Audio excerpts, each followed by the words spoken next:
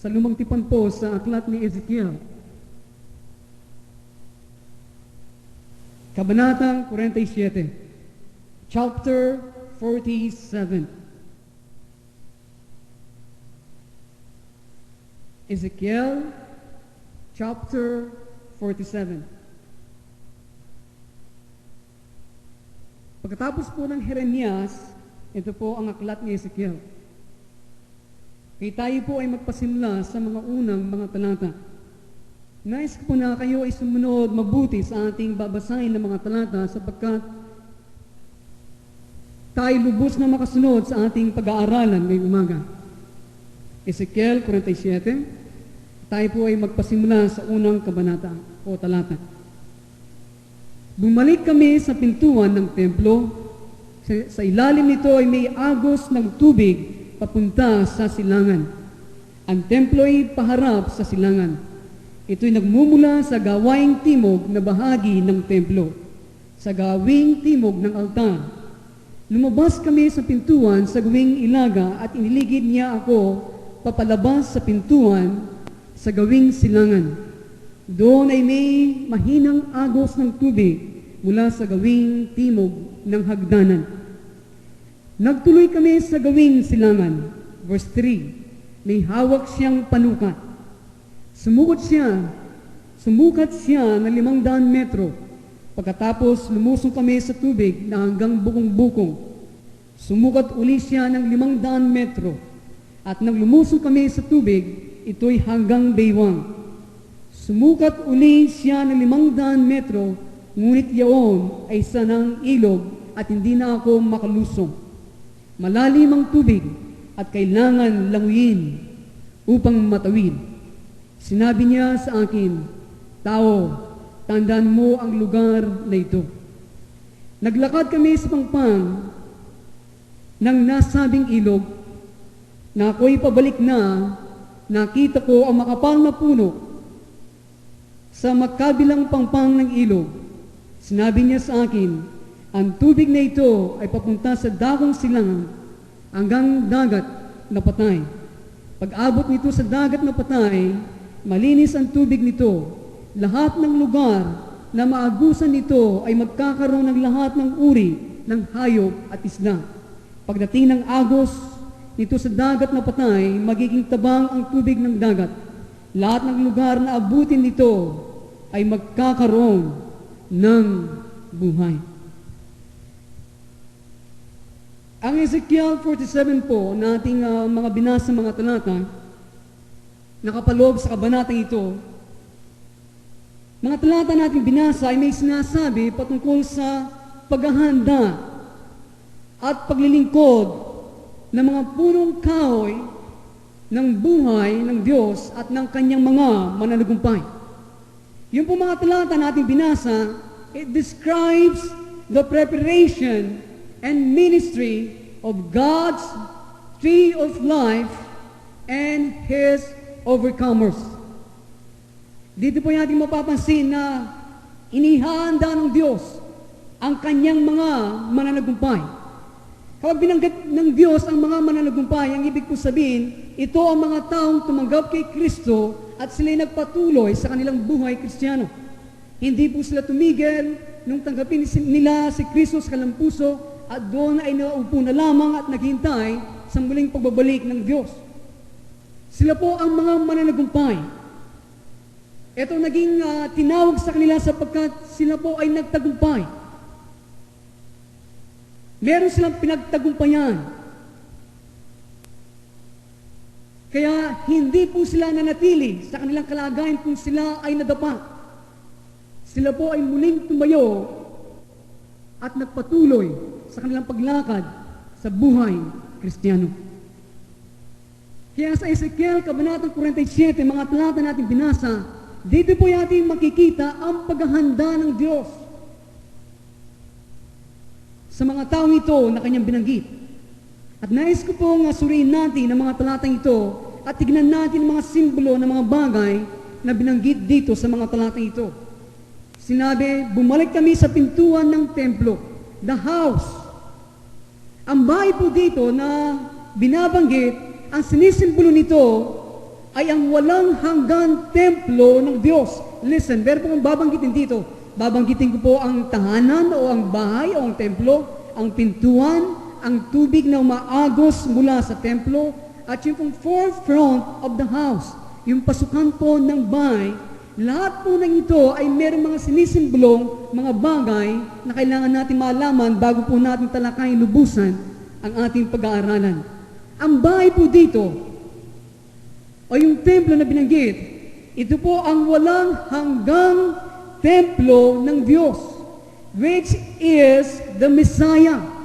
Ito po ang Mesyas. Ang Mesyas dito ay binubuo ng ulo at ng katawan.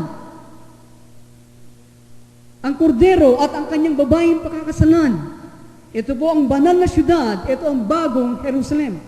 Kapag binanggit po dito, pinag-aaralan natin dito, sa kabanatang ito, ang bahay, ito ang walang hanggang templo ng Diyos, ito ang Mesyas.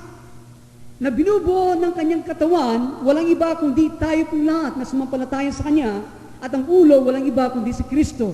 Siya na kordero at ang kanyang magiging kabiyak, na tinatawag din sa ibang dako ng Biblia ang banal na syudad. Tayo, nakapulungan ng mananampalataya, ay tinatawag ding banal na syudad. Sapagkat sa loob natin, ay nandito itinatayo ng Diyos ang bagong Jerusalem o ang banal na syudad.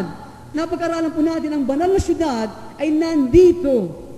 Sa loob na banal na syudad na ito, ang trono ng Diyos at ng kordero.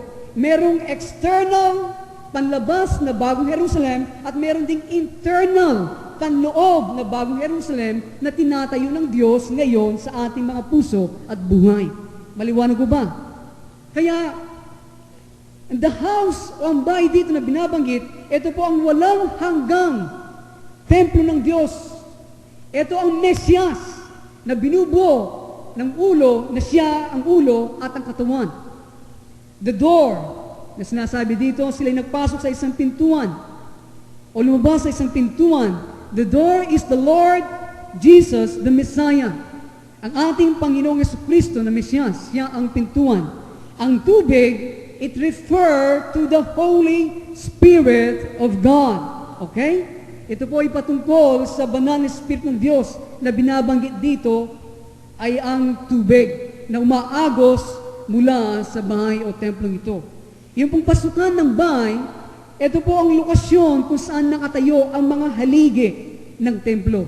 Ang templo po ay mayroong mga haligi, mayroong mga pillars. At alam niyo po mga kaibigan, the overcomers are the pillars of the temple of God. Ito po nakatala sa Revelation chapter 3, verse 12. Kaya ang mga mananagumpay ay tinawag sa Revelation, sila po ang mga haligi ng templo ng Diyos. At ating din po mapapansin sa verse 3, nagtuloy kami sa gawing silangan, may hawak siyang panukat. Kaya sinasabi po dito, meron siyang tao kasama ng tao ito, na sila ay lumusong sa tubig at merong pising panukat sa kanyang kamay. A line in his hand. Nung po sila'y lumusong sa tubig, meron po silang pising panukat sa kanyang kamay, yung isang tao nga kasama ng tao ito. The line in his hand speaks of judgment. Ito po ay patungkol sa paghahatol. Inyo pong naunawan. Okay. Kapag ating pong naunawan ang ilang mga bagay na ito, tayo po ay magkakaroon ng pundasyon sa ating pag-aaralan. Okay? Meron pong 4 na entablado ng katubusan na bawat miyembro na makaharing saserdote, the royal priesthood, na dapat nilang maranasan. At walang ibang paraan ang isang saserdote ng Diyos na kanyang malampasan at maiwasan ang bawat mga entabladong katubusan nito na walang kasamang paghahatol. Sabihin po natin ang mga entabladong ito ng ating katubusan, tayong lahat ay tatayo sa mga entabladong ito sa ating pagtahak sa buhay na ito. Hindi natin maiwasan o malalampasan ang mga entabladong ito na walang paghahatol na kasama. Tayong lahat sa harapan ng Diyos para nakatayo sa entablado. Kaya tinawag pong entablado ng katubusan. Sapagkat kapag tayo ay tatayo sa mga entabladong ito, merong hahatulan ng Diyos sa ating buhay. Kaya kung inyo pong maunawaan ang sasabihin ng Diyos ngayon sa ating ngayong umaga, maalis ang maraming mga katanungan ninyo sa buhay. Bakit ito ay nangyayari ngayon sa akin? Bakit ito nararanasan? Kaya ang nangyayari pala sa atin, habang tayo dumadaan at tinatahak ang buhay nito, tayo ay tumatayo sa mga entabladong ito. At pagkatapos tayong tumayo, nandoon ang Diyos ay hahatol sa atin. The first resurrection from the dead, ang unang pagbangon mula sa mga patay, which will take place when the Lord returns, is for the royal priesthood. Ito po sinasabi sa Revelation chapter 20, verses 4 to 6. Ito pong tinatawag nating rapture. Actually po yung salitang rapture o yung pagkuha ay wala po sa Biblia. Ang binanggit at sinasabi po ni Pablo, yung unang pagbangon mula sa mga patay. Sa nakaraan ng mga buwan ay naligalig ang maraming mga tao sa buong sanglibutan na sinasabi, magra-rapture na, babalik ng Panginoon. Kaya maraming mga tao nagsiyasat sa kanilang mga sarili, inayos ang kanilang mga buhay, nakala nila bukas ay darating ang Panginoon. Subalit, wala pong tiyak nakakaalam kung kailan babalik ang Diyos. Subalit, nandiyan kanyang mga palatandaan. Amen? Nakasulat na, nakatala na, nangyayari na. Kaya meron po silang katuwiran na babalik ang Panginoon. Subalit sinasabi, ang kanyang pagbabalik, and tawag po dito ay first resurrection. Unang pagbangon mula sa mga patay.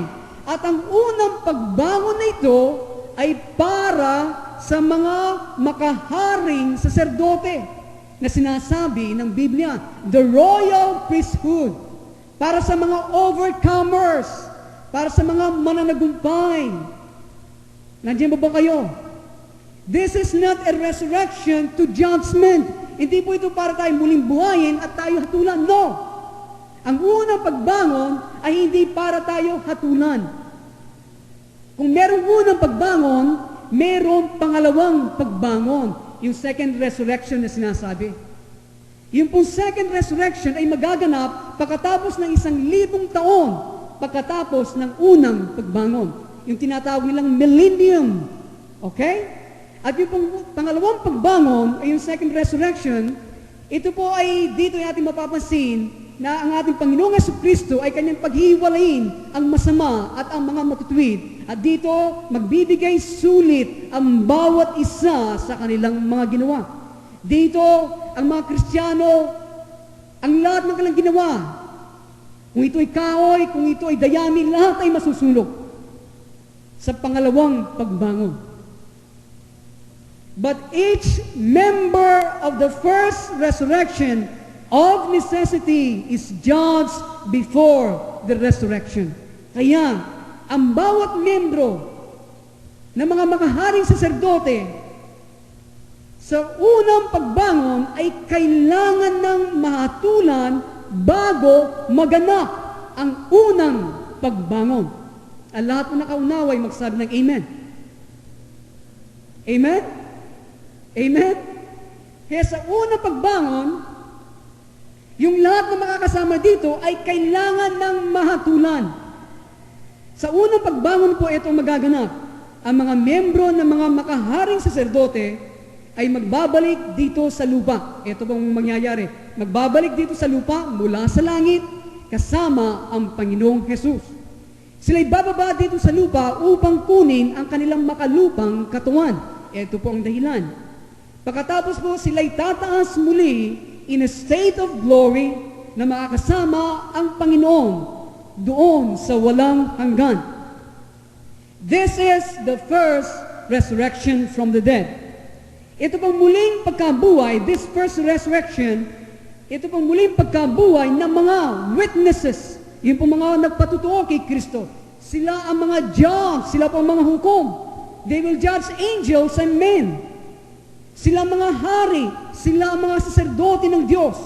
Kaya mga kaibigan, sa pamamagitan nila, si Jesus ay kanyang mapupuno ang buong sanglibutan ng kaalaman ng Panginoon, gaya ng tubig na tumatakip sa dagat. Sa panahon nito, pagkatapos ng unang pagbangon, ang bubuhayin ay mga hukom ng Diyos, ang mga hari ng Diyos, ang mga saserdote ng Diyos na sila'y maghahari na sinasabi ko sa inyo. Maghahari sa loob ng 1,000 taon. Kaya sinasabi, this is the greatest revival on earth. Sapagkat mapupuno si Jesus ay kanyang pupunuin ang buong sanglibutan ng kaalaman ng Panginoon. Dahil sa mga tao ito, ang kaisipan nila, ang kanilang buong pagkatao, lahat patungo sa kanila ay nahubog sa wangis ni Kristo. Amen? Maliwanag ko ba? Kaya ang ating goal, gaya ng aking nasabi, hindi ang langit. Ang ating inilalayon ay ang hindi lumakalakad sa gintong kalsada. Lahat ng yan ay pagpapala ng Diyos sa atin at ating mararanasan.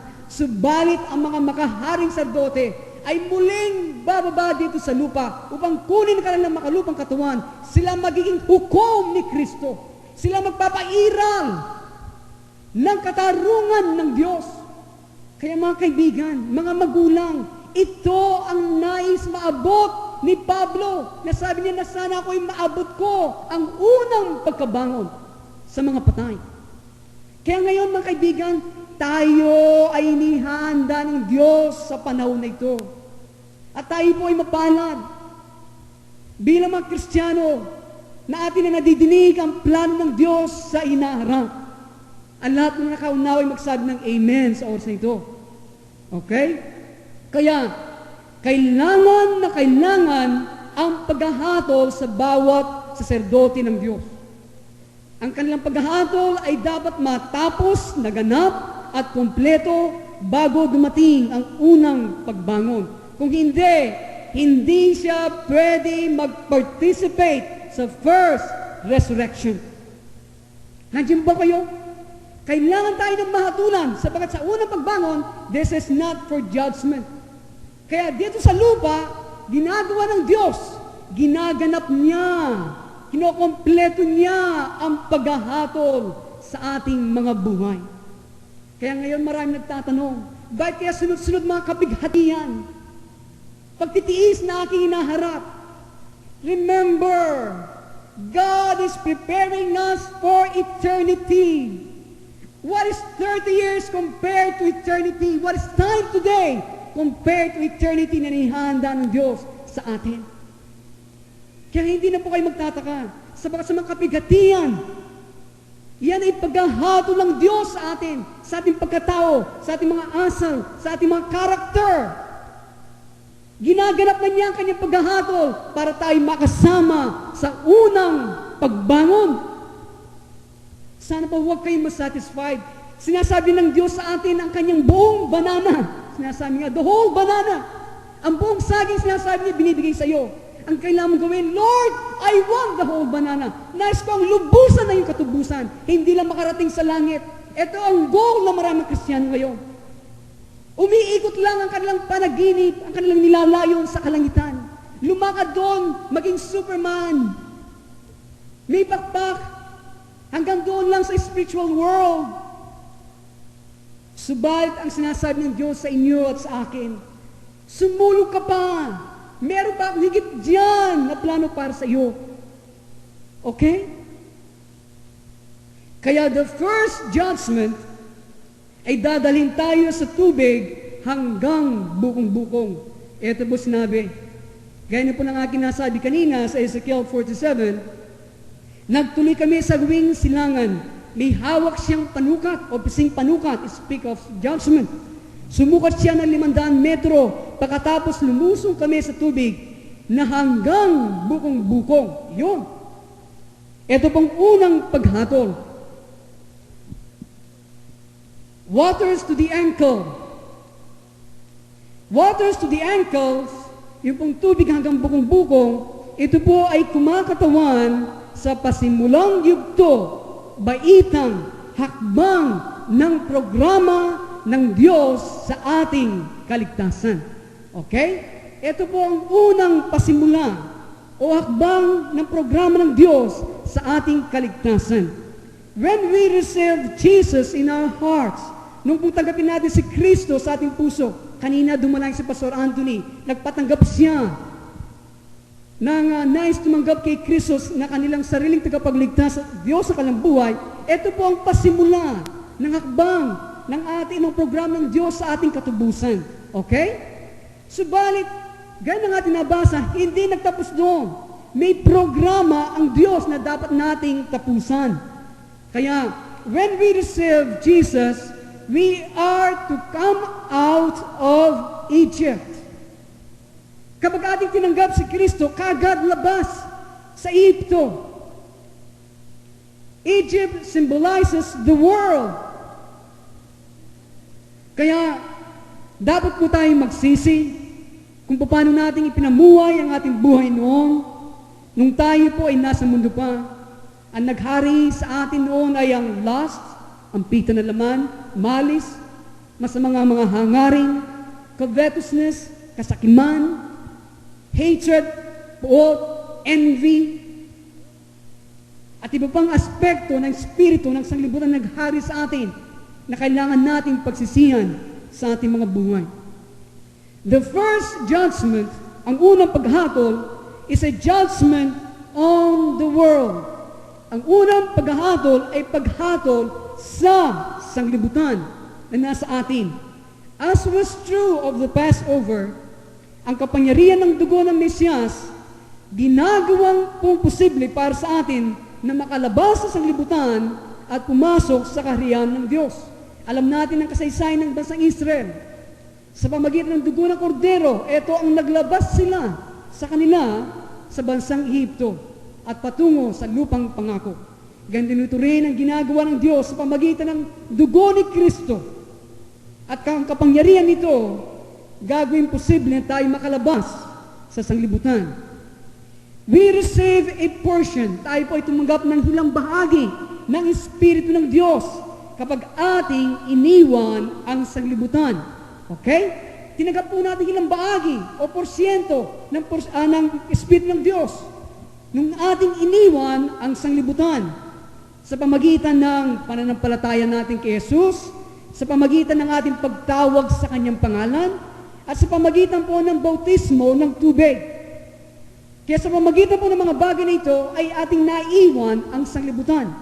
Ang bautismo po ng tubig ay bautismo ng pagsisisi. We are immersed in the water. Nilubog tayo sa tubig na nagpapahayag na tayo nagsisi na. Nilubog na natin, iniwan na natin sa tubig ang ating mga kasalanan at tayo ibabangon sa bagong buhay na ipinagkakalob sa atin ni Kristo.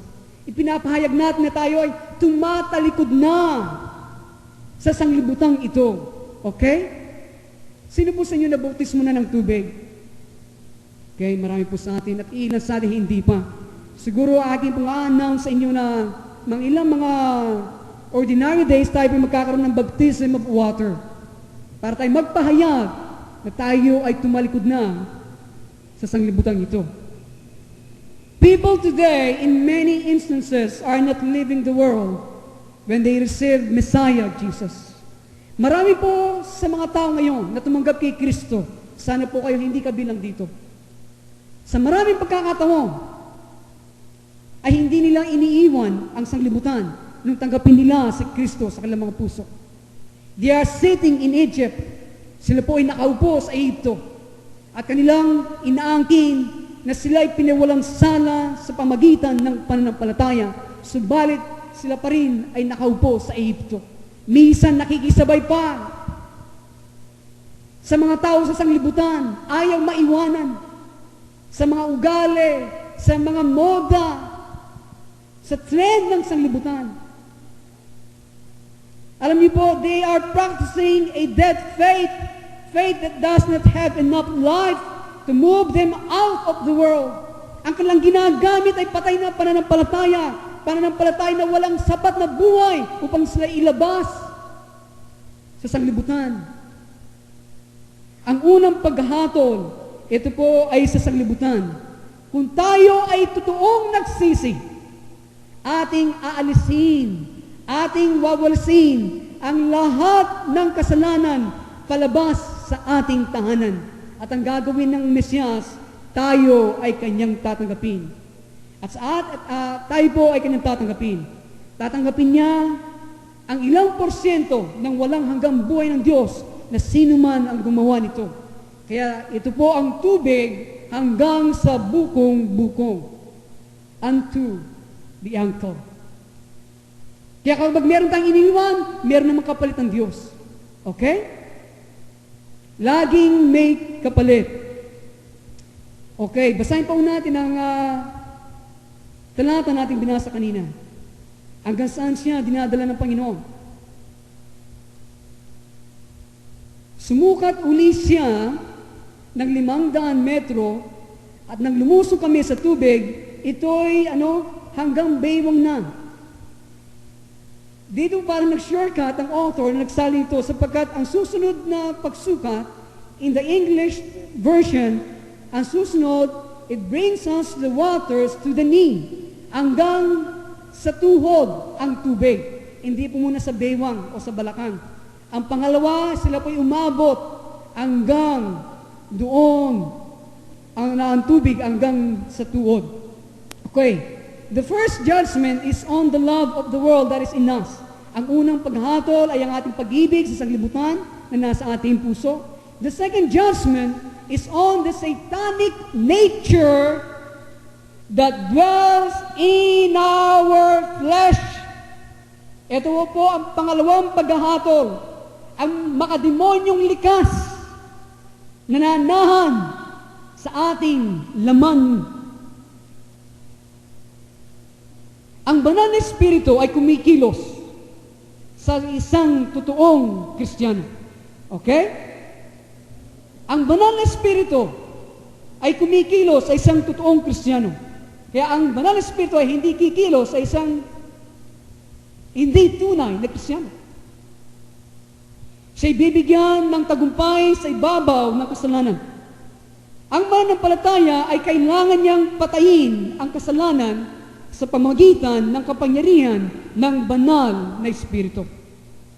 Kapag tayo ay lalakad sa patnubay ng banal na espiritu, sinasabi, hindi natin susundin ang kagustuhan ng laman. Kaya kung hindi tayo lalakad sa patnubay ng banal na espiritu, ating susundin ang kagustuhan ng laman. Kaya mahalaga mga kaibigan, we spend much time in the Word of God sapagkat sa panahon ng ating pag-aaral, sa salita ng Diyos at sa panalangin, ay ating malalaman ng Diyos. Tayo ay matututong lumakad sa kanyang patnubay. Sa aking patuloy na sapagkat mga kaibigan, mga magulang, sa panahon na ito, maraming mga tinig, maraming mga boses, ang nadidinig na maraming mga Kristiyano.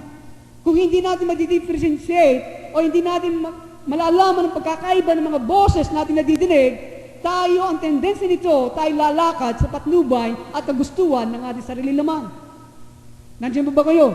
Kaya mahalaga na binabasa natin ang kanyang mga salita para tayo patnubayan ng banal na espiritu. Siya magbibigay ng karunungan. Siya magbibigay ng kalakasan at kapangyarihan para maiwasan natin ang hilig na makademonyo, mga impaktong laman nito. Sabagat po lahat ng yan, dinadala tayo sa kapahamakan. He that walk after the flesh shall die. Yan po sinasabi ng Biblia. Na sino lumalakad sa kagustuhan ng laman ay mamamatay. Binubuhos ng Diyos ang kanyang banal na espiritu sa kasalukuyan in Pentecostal power. There is much praise ang nangyayari ngayon. Maraming pagpupuri ang ginagawa. Gaya ng ating ginagawa bago po tayo ay sumasamba sa Diyos o sa ating pagdalog sa kanyang harapan. Saan man mayroong mataas na pagpupuri sa Diyos, mayroong ding espada na magkabilang talim na tumatagos sa puso ng mga anak ng Diyos. Saan man maagos ang tubig na walang hanggang buhay, ay meron din isang tao na merong pising panukat ng paghahatol sa kanyang kamay. Ang ating panahon ay panahon ng pagsasaya sa harapan ng Diyos at ng ating Panginoon. It's one of rejoicing before the Lord. The Ark of the Covenant, ang kaban ng tipan na binubuhat ng bansang Israel nung sila'y nasa ilang, is on its way to Zion. Ito po'y papunta na sa Jerusalem, sa Sion. And there is singing and dancing among the Lord's people. Ito pong tinakda ng Diyos. Sa tuwing ang bansang Israel ay kanilang nililipat ang kaban ng tipan kung nasaan nakaloob, nandoon ang Ten Commandments, nandoon ang tungkol ni Aaron na namulaklak, at iba pa mga bagay.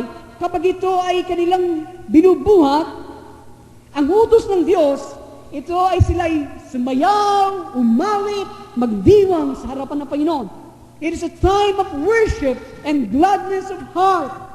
Kaya ito pong ginagawa natin ngayon. We bring the presence of God. Kaya we worship ng bayang ng Diyos na kanilang ginagawa. Lagi.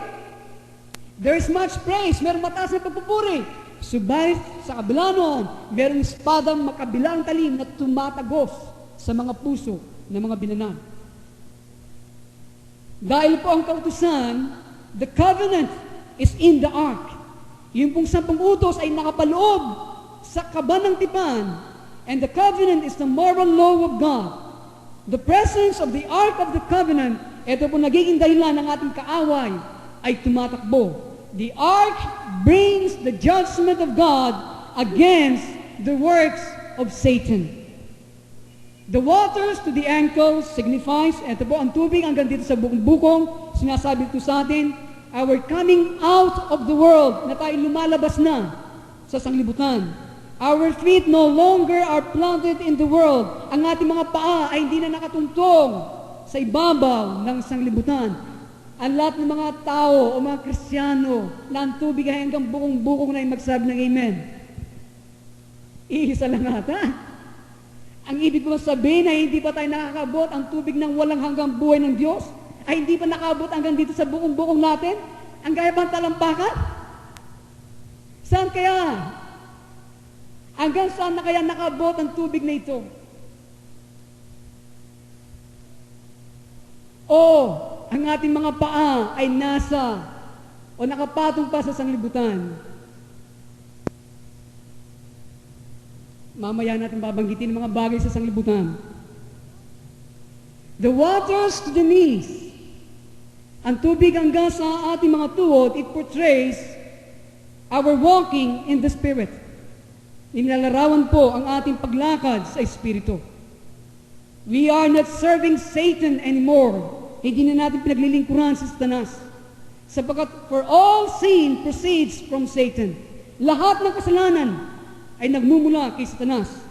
Kaya siya nagpapatuloy na gumagawa ng kasalanan ay alipin ng demonyo. The Lord Jesus came so those chains of servitude may be broken. Kaya dumating ang ating Panginoong Yesus upang lahat ng mga tanikalang na tayo paglingkuran si Satanas ay kanyang wasakin. Notice that each time we are judged, we increase in eternal life. Sa bawat panahon na tayo ay mahatulan, lumalago yung buhay na walang hanggan. Okay? Kaya alam niyo po mga kaibigan, kapag tayo nahatulan, kapag alam niyo ang purpose ng Panginoon, welcome tribulation in my life. Iyong pag-welcome ang kapigatian, ang pagtitiis. Sapagat the more you are judged, the more eternal life you possess in your life. Amen? Dito bumabagsak ang maraming mga Kristiyano. 10 taon, 15 taon, hindi pa nila alam kung ang ginagawa ng Diyos. Kapag dumarating ang kapigatian, harapin nila, head on nga. Subalit mayroong murmuring sa kanilang mga puso. They're not learning the lessons well. Hanggang hindi mo natututuan ng isang bagay, yan ay uulit ng 1,000 beses ay buhay. Ito po yung kinakita sa ating mga kapatid, sa aking buhay na naranasan ko. Hanggang hindi ko sinabi, Lord, I have learned my lesson. Hindi ko nalampasan ang isang bagay na yan. Kaya the water becomes deeper, hindi ba? Lumalalim ang tubig hanggang it will possess your soul. Nandiyan ba kayo? The water becomes deeper dahil po God's priesthood always rules by the power of endless, incorruptible life as typified by the waters. Kaya po ang mga makaharing sacerdote ng Diyos ay lagi silang maghahari sa panahon na yon sa pamagitan ng kapangyarihan ng walang hanggang at hindi nabubulok buhay ng buhay ng Diyos na sinisimbolo po ng tubig.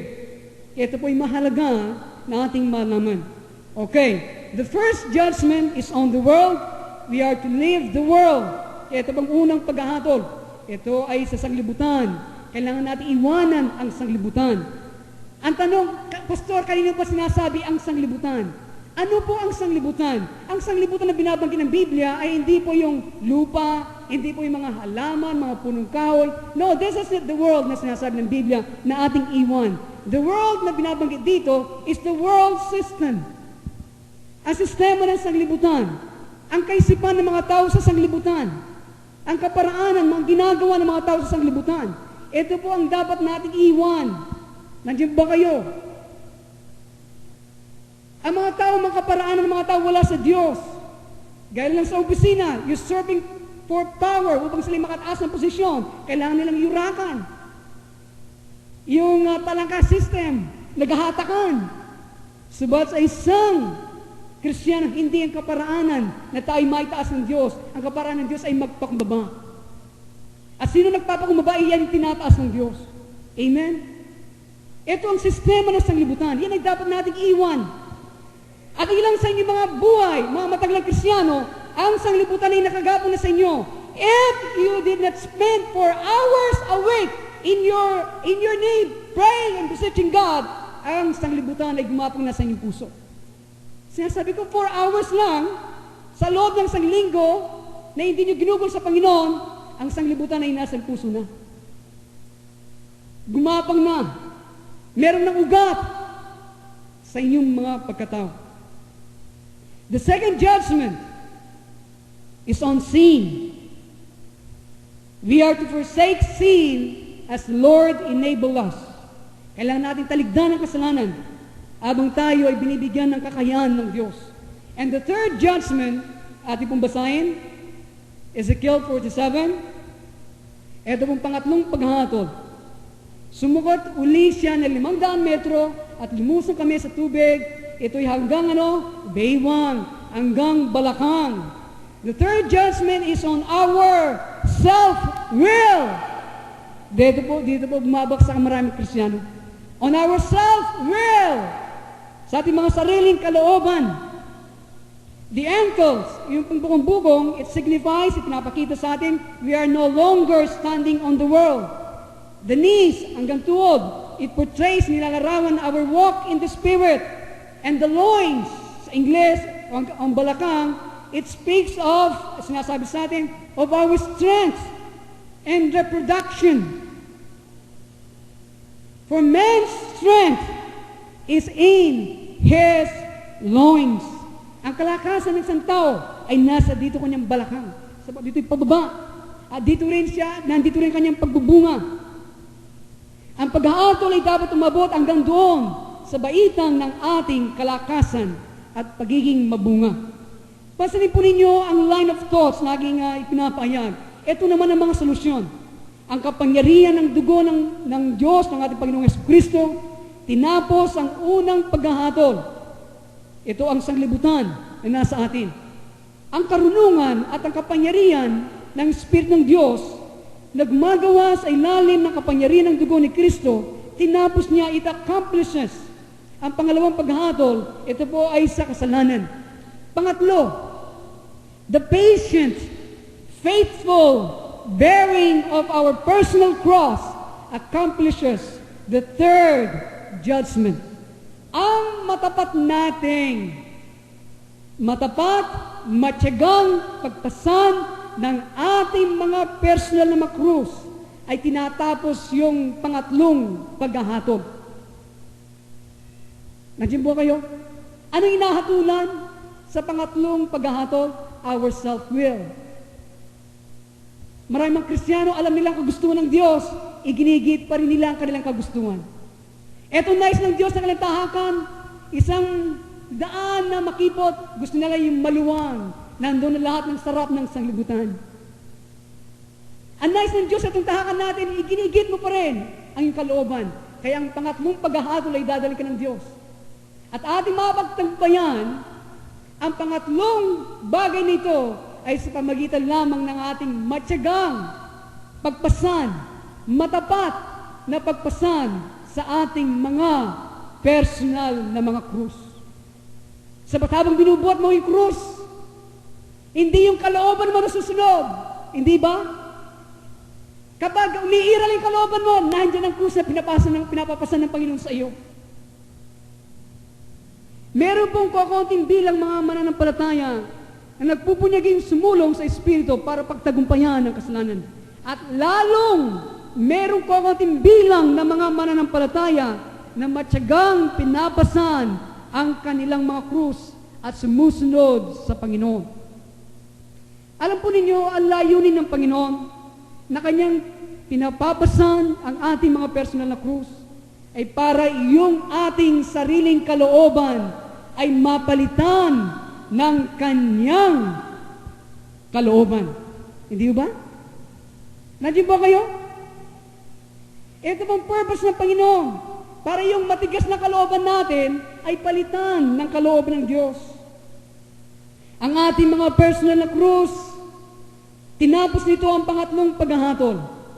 Ang pangatlong paghahatol ay nasa ating sariling pagnasang panitilin ang sariling kalooban bukod sa kalooban ng Diyos. Lahat po nakaunawa magsabi ng Amen. Mayroon pong isang matuwid, marapat na kalooban sa buong sansinakot. Mayroong isa. At ang kalooban na yan ay ang kalooban ng Diyos. Lahat ng ibang kalooban ay dapat mamili na makipag-isa sa isang kalooban. Yan ang kalooban ng Diyos. Ang tanging at tunay na malayang individual ay yung lalaki at babaeng na ang kanyang kalooban ay para gawin ang kalooban ng Diyos sa bawat pagkakataon. Ito ang tunay na malayang individual. Maraming mga tao ngayon ay alipin ng kanilang mga pagnasa. They are slave and in bondage of their desires. Kaya ang nais ng Diyos ngayon, inaalis tayo sa maraming mga kalooban. At nais niya, ang kalooban lamang ng Diyos, ang siyang ating maging kalooban. Kaya ngayon marami kayong mga frustration sa buhay ninyo, sapagat inyong giniigit sa inyong buhay ay yung sariling kalooban at kagustuhan. Kaya marami ngayon malulungkot, sapagat pinipilit gawin yung kalooban nila, hindi ang kalooban ng Diyos. Nagbukas ka ng ganito, punta ka dito, lahat sarado ang pintuan. Pero nakasara na, pilit mo pang binubuksan. Anong nangyayari? Kabiguan, kalungkutan. Pagkatapos ang mangyayari, you will accuse God.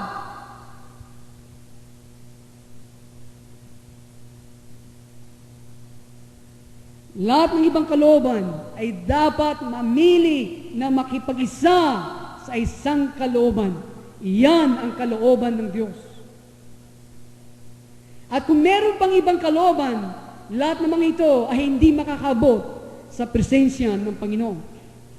The kingdom of God is doing God's will.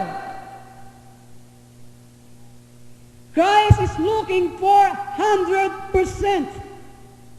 He's looking for people who will dedicate themselves to the will of God, that God has total access on them. Okay? Ito pang hinahanap ng Panginoon, 100% sa Kanya. Itong hinahanap ng mga tao na kailangang itatalaga ang kanilang buong buhay sa kalooban ng Diyos, parang Diyos ay merong access. Sa oras na kanilang gamitin siya ng Diyos, nakahanda siya. Tanong na iba, ano yung mga krus na yan? The personal cross ay binubuo po ng 2 sukat. These are our personal cross. The delaying of possessions of things, relationships, and circumstances we desire fervently. Ito ang sukat ng ating mga krus. Yung pong pag-aantala ng mga bagay na mga relationships, na mga circumstances, mga pangyayari na inanasan natin makamtan. Iyon po ay isang krus natin. Meron isang bagay na gustong-gusto mo na mapasayo, subat ay naantala ng Diyos. Iyon ay isang krus. Mga kabataan natin dito, mga binata natin dito, naghihintay sa a long-awaited moment na madinig nila ang mga bells ng mga simbahan. Yun ay sambahay na naantala sa may ginagawang Diyos sa kanilang buhay. Naantala. Sometimes these are crosses in their life. Hindi ba? Si Pastor Anthony, dumadalangin ngayon para sa akin. Naghihintay pa, naghahanap pa. These are crosses in their life. Ako po, meron din krus. Yung krus ko ngayon, yung pambayad natin, renta ng building. Naantala pa. Second cross, the bringing of us into situation in which things, relationships, or circumstances we abhor or painful are part of our life. Ito pa mga bagay na dinadala tayo sa mga bagay nating kinasusuklaman, nagbibigay ng habdi, naging bahagi ng ating mga buhay. Ito'y maging mga bagay, mga relationships, at mga pangyayari sa buhay. Mga bagay na kinasusuklaman natin. Sa ating relationships, sa ating mga asawa na hindi pa sumasampalataya, nandun pa sa sanglibutan. These are crosses. Amen? Kaya, ang mga bagay dito ginagamit ng Panginoon upang tayo ay Kanyang biyakin at sundin ang Kanyang kalooban. Sa ating pong pagdaan sa tatlong paghahatol na ito, sa kasalanan, sa sanglibutan, at sa ating mga sariling kalooban, ang mga ito ay nagdudulot po ng pangamba at dusa. Kung kayo dumaan ito nagdudulot ng pangamba at dusa minsan. Parang ang Panginoon nating minamalay, lagi tayong dinadala sa hirap at kamatayan. Abang dinadaanan mo ang tatlong paghahatol na ito. Parang ang Panginoon ay tayo Kanyang pinababayan. Lalo na kapag ayaw nating bitawan ang sambagay na yun na Kanyang tinuturo sa ating karakter. Pero tayo Kanya naman, laging tinataas abang sinusunod natin siya. Sinusugat tayo, pagkatapos pinagagaling naman tayo. Laging mayroong mataas na antas o baitang na dapat natin maabot at ipinaabot ng Diyos. Nandiyan ba kayo? Laging mayroong mataas na antas. Napagtagumpayan mo ito, mayroong isang antas o baitang na dapat natin maabot. Sana huwag kayong magkaroon ng lakas ng loob na mag-relax. Kahit ilang saglit sa ating pagbabantay. Dahil po si Satanas, lagi siyang nakatayo, nakahanda upang siluin ang ating mga paa sa kanyang mga patibong. We have been chosen to dwell in the consuming fire of Israel. And because of this election, na tayo pinili ng Diyos, na tayo manan sa apoy ng Diyos all day long, our tests and trials, ang ating pong mga pagsusulit, ang ating pong mga pagsubok, ay hindi po matatapos until every one of our imagination, motives, and thoughts, and words, and action has been examined by the fire of God's judgment. Hindi po matatapos ang ating pagsusulit, ang ating mga pagsubok, mga trials, hanggang ang bawat isa sa mga makasariling imagination natin, makasariling laman, ang pinairal sa ating mga imagination, sa ating mga motives, makasanglibutan pa rin, makalaman pa rin, makasarili pa rin ang ating mga motibo, ang ating mga pag-iisip, makasanglibutan pa rin, makalaman pa rin, makasarili pa rin, ang ating mga salita, makasanglibutan pa rin. Nandiyan ba kayo? Ang ating mga gawa, makasalimbutan pa rin, makalaman pa rin, makasarili pa rin, hanggang hindi ito nasusuri sa apoy ng Diyos, ay hindi titigil ang paghahatol ng Panginoon. If we endure to the end, we will possess our own soul, now purified by divine fire of God. There is a fourth level of life. Ito pong pangapat. Nabaitang o antas ng buhay na pinaabot ng Panginoon. Ezekiel 47. Tignan po natin. Ezekiel 47. Saan nakarating sila? Sumukat uli siya ng 500 metro. Ngunit yaon ay sanang ilog at hindi na ako makalusong. Malalim ang tubig at kailangan languyin upang matawid. Kaya dito po natin mapapansin, malalim na. Kailangan na siyang lumangoy. Ito po ang lugar ng pakipag-isa kasama ni Jesus sa Diyos. Ito po ang lugar. Kapag ating nalampasan ng 3 paghahatol na ito, tayo dadalhin sa isang lugar ng pakikipag-isa kasama ni Jesus sa Diyos. The struggles are over. Tapos na po ang ating pakikipag-punyagi, pakikipaglaban. Ang kalungkutan, bunga ng ating pagtitiis, ay hindi na natin maalala pa. Dahil ang Mesiyas ay isinilang na sa loob natin. Okay? For 2,000 years, ang iglesia, ang binubuo ng Diyos, ay sinisilang niya si Kristo sa kanyang mga anak. Ang mga alaala natin sa pag-aatol ng Diyos ay lumalabo na. Ang ating mga kasamaan ay pinatawad na. Mahinaw na makipag-usap ang Diyos sa atin. Pero sa puntong ito, hindi po ibig sabihin na hindi na tayo magkakaroon ng kapigatian at mga tukso habang tayo ay nasa lambutan. No, we will still have this. Subalit sa panahong ito, listen, sa panahong ito, ang ating pananaw ay nagpasimulang nagbago. Mula doon sa pagiging okupado, tayan, sa buhay, ito po lagi kasi ang ating nararanasan okupado tayo sa kamatayan, sa buhay, nabubuhay laman mo, namamatay na naman, nabubuhay na naman. At ngayon, nagkaroon po ng transition na kapag tayo nakarating sa punto ng buhay na ito, nagkaroon na ng transisyon mula doon sa buhay ng kaluluwa tungo doon sa isang espiritu na nagbibigay ng buhay. Ito po ang transisyon. Mula doon sa buhay na kaluluwa tungo doon sa isang espiritu na nagbibigay ng buhay. A life-giving spirit. Okay? Dati ikaw ay nagiging pabigat. Dati ikaw lagi nakakatisod. Sa aking Ang patuloy kaluluwa mo na dati, paghahanap sa... lagi mong ibinibigay sa iba. Subalit sa puntong ito, dahil ikaw ay nakipag-isa na sa Mesiyas, sa Diyos, ikaw ay nagiging life-giving spirit. Amen? Kaya kung binasa natin kanina sa Ezekiel 47, tignan po ninyo kung saan umagos, hanggang saan umagos ang tubig. Listen, tignan po ninyo mabuti. Naglakad kami sa pangpang, nasabing ilog, na ako'y pabalik na, nakita ko makapal na puno sa makabilang pangpang ng ilog. Sinabi niya sa akin, ang tubig na ito ay papunta sa dakong silangan hanggang dagat na patay. Pag-abot nito sa dagat na patay, malilinis ang tubig nito. Alam niyo po, saan man umagos ang tubig nito, merong nangyayari. Okay? Lahat ng lugar na maagusan nito ay magkakaroon ng lahat ng uri ng hayop at isda.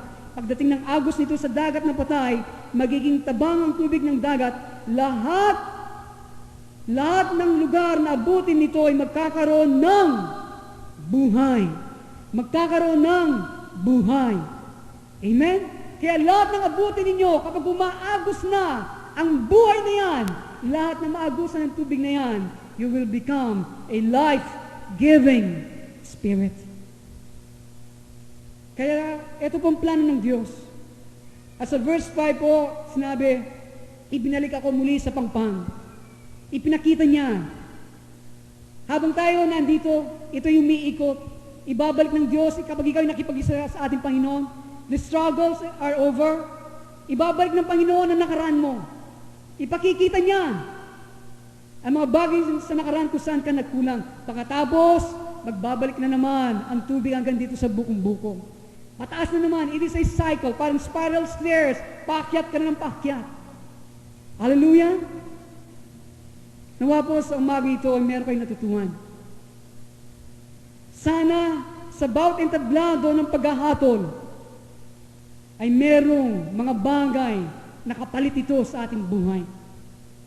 Sana yung tubig na yan ay umaabot, buong-bukong, tuhod, balakang, hanggang sa ating buong pagkatao. Sana wag lang manatili sa ating mga talampakan ang buhay na walang hanggang nasa Diyos. Kaya sana po sa oras na ito, hindi na tayo magrereklamo sa Diyos. Amen? Sabat inihanda tayo ng Diyos sa isang dakila at maluwalhating inaharap. Ang mga kapigatian ngayon, ano kaya nagiging reaction natin? Nako-complain? Puro reklamo na lang? No. Ang mga bagay na yan ay inuhubog ng Diyos, si Kristo, at tayo makipag-isa sa Kanya. Tayo pong lahat ay manalangin.